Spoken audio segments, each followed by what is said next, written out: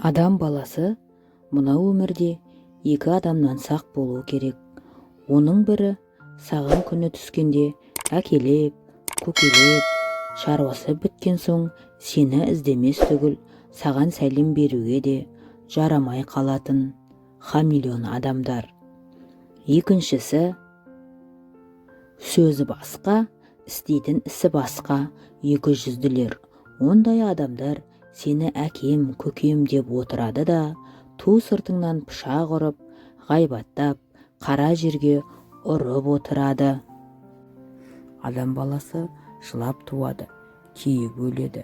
Екі ортада бұл дүниенің рахатын қайда екенін білмей, бірін-бірі аңдып, біріне-бірі мақтанып, есіл өмірді ескерусіз, босқа жарамсыз қылықпен қор етіп өткізеді де, таусылған күнде бір күндік өмірді бар малына сатып алуға таба алмайды.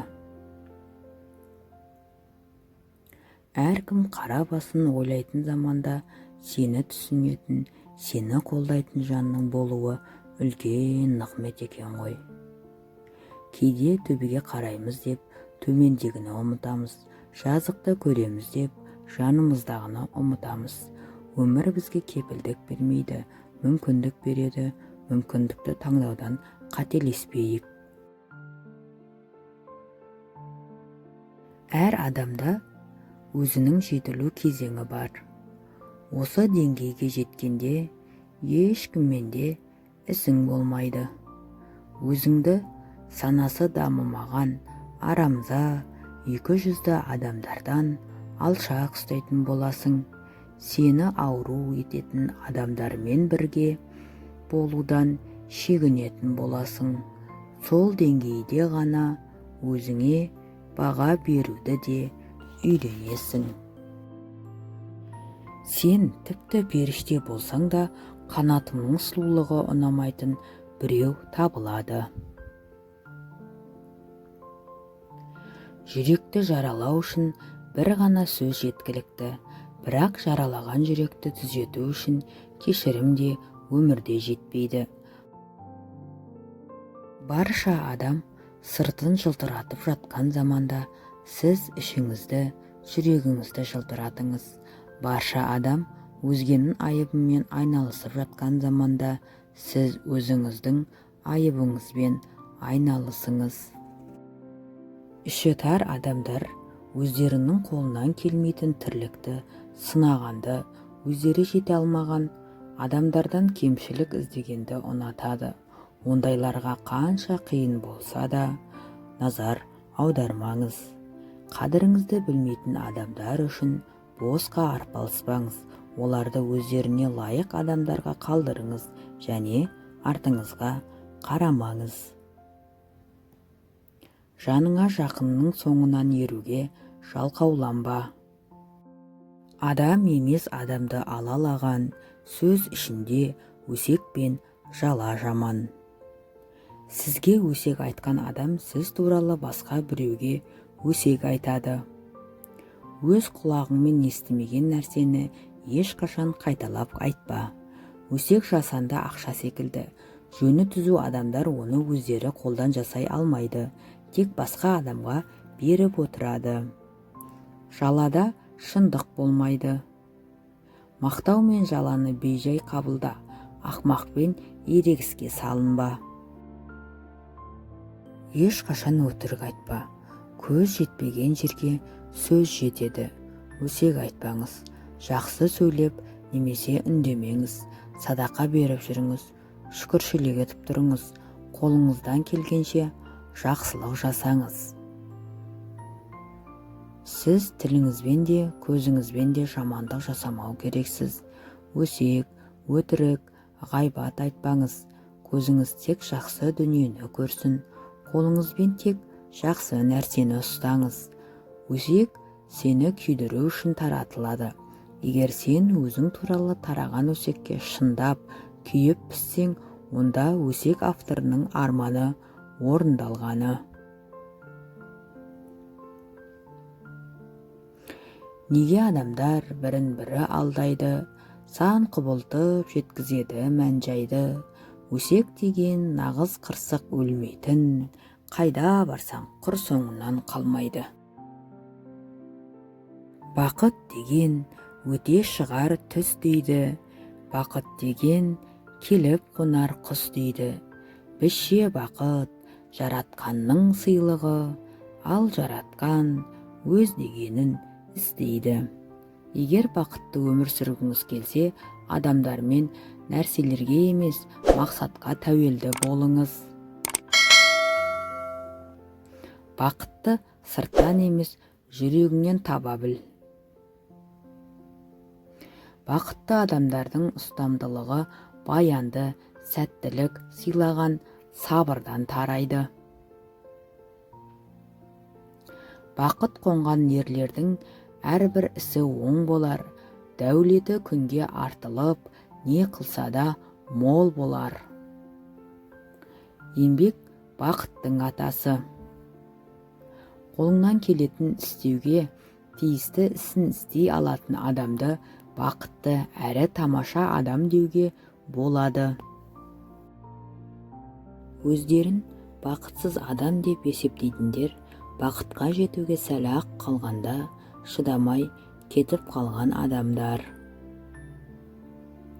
Балалық шақта бақыт алдымыздан күтіп тұрғандай көрінетін, қартайғанда оның тек өтіп кеткендігін сезінумен ғана шектеледі екенбіз.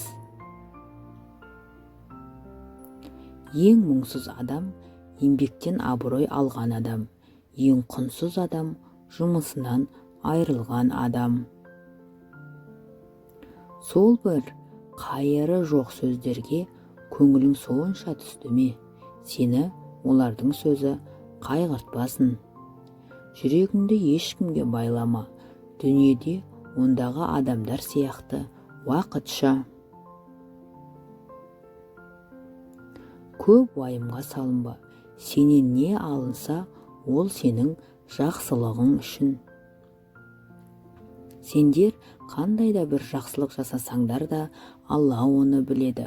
Бұл жүрегіңді тыныштандыратын аят. Адамдардан еш рахмет естімесең де, ешкім елеп ескермесе де, жақсылығың Алланың қасында сақтаулы тұрады. Алла оны қорғайды, өсіреді, ақысын еселеп береді. Сөз түсінер адам сөздің шырынын іздеп тұрады, сөз түсінбейтін адам сөздің шірігін іздеп тұрады. Сөз аузыңнан шыққанша ғана сенікі, ал аузыңнан шыққан соң оған ие бола алмай қаласың. Барлық адамдардың көңілін өзім сияқты деп ойлама. Алыстағылардан алыстап, жақындағылардан жақындап үйрен. Басыңа үз түскенде келетіннен кететіні көп екенін ұмытпа. Біреудің ескі қатесін жариялап қайтесің, жығылып жатып сүрінгенге күлме, көп кешікпей өзіңде жетесің. Ешкім сенің қайғыңа назар аудармайды, бірақ қателіктеріңе тоқталады. Сенен көңілім қатты қалды дейді, бірақ маған ренжіп қалған жоқсың ба деп сұрамайды. Бұл пендедегі әлсіздік. Инсап болмаған көңілде адамгершілік болмайды. Жалғанды қаптаған ниетте ақиқат болмайды. Күмән басқан қиялда тыныштық болмайды. Қате басқан қадамда дұрыс іс болмайды. Біз бір нәрсені қатты қалаймыз, және біздің қалауымыздың қарқындылығы оның жүзеге асырылуын тездетеді. Сондықтан бар бәле де бақта ниет пен қалаудан басталады. Бақыт, тыныштық және керемет денсаулық. Мұның бәрі біздің өткеніңіз, бүгініңіз және болашағыңыз үшін жауапкершілік алудан, қашпаудан басталады. Өзіміздің бір орында ұстап тұрған жалғыз адам өзіміз ғана. Өз арман мақсаттарымыздың бетін қайтарып жатқан өзіміз ғана. Өз бағымызды байлап жатқан, сананы шектеп жатқан, өзімізден жасанды мүгедек жасап жатқан өзіміз ғана. Екі өмірде де бақытты болуға кедергі өзіміз ғана. өз кінәсін, қателігін мойындаған, онымен келіскен адам бостандыққа шығарылады және кешіріледі. Ал сылтау іздеп, ақталатын, айыпсызбын деп өзін санайтын, басқаларын кінәлайтын мәңгілікке өзін түрмеге жабады. Біздің өміріміздегі барлық қиындықтар, күнәлар мен қателіктер не үшін болады? Өйткені біз оларды надандық пен білместіктің салдарынан өз еркімізбен сұрап, не тілеп аламыз. Ешкім күнәға әдейі бармайды. Ол тек шарасыздық пен ішкі күйзелістен. Кейде мұны түсіну өте қиын болуы мүмкін, бірақ бұл рас. Дұға, тілек, терең ішкі қалау. Бұл көпшілігіміз ойлағаннан да әлде қайда күшті күш.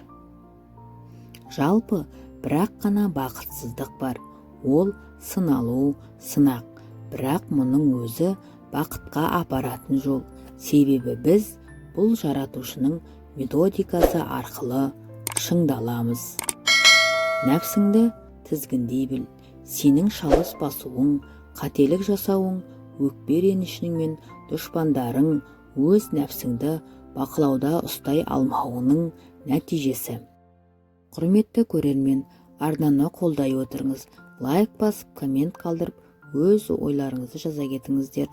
Достармен бөлісуді де ұмытпаңыздар.